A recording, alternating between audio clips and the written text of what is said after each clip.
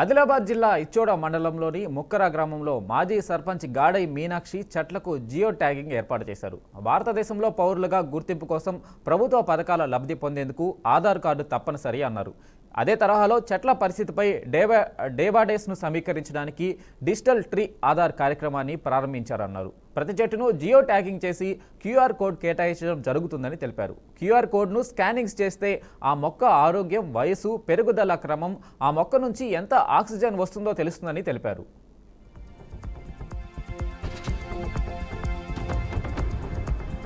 ప్రకృతి లేనిది మనగడ లేదు. దేశంలో ఎక్కడ చూసినా కరోనా టైంలో ఎంతో మంది ఆక్సిజన్ లేక ఎంతో మంది చనిపోవడం జరిగింది. మరి మన ఆదిలాబాద్ జిల్లాలోని ఇచ్చోడ మండలంలోని ముక్రాకే గ్రామంలో ఎక్కడ ఖాళీ స్థలం ఉన్నా రోడ్డు వైపు కావచ్చు, లేదా ప్రభుత్వ స్థలం కావచ్చు, గవర్నమెంట్ ఏదైనా ఆఫీసులు కావచ్చు, ఏడంటే ఏడ ఖాళీ జాగా దొరికితే ఆడ చెట్లు నాటడం జరిగింది. నాటడమే కాదు, పూర్తిగా చెట్లను కాపాడడం జరిగింది. దాదాపు 1,00,000 పైచిలుకు చెట్లను ఈ రోజు వరకు 5 సంవత్సరాల కాలంలో పూర్తిగా చెట్లను కాపాడుకోవడం జరిగింది. మరి దీని ద్వారా ఎట్లయితే చెట్లు మనిషికి ఎలా అయితే ఆధార్ కార్డు ఉంటుందో అదే పద్ధతిలో చెట్టుని కూడా ఒక బార్కోడ్ ఇచ్చి ఒక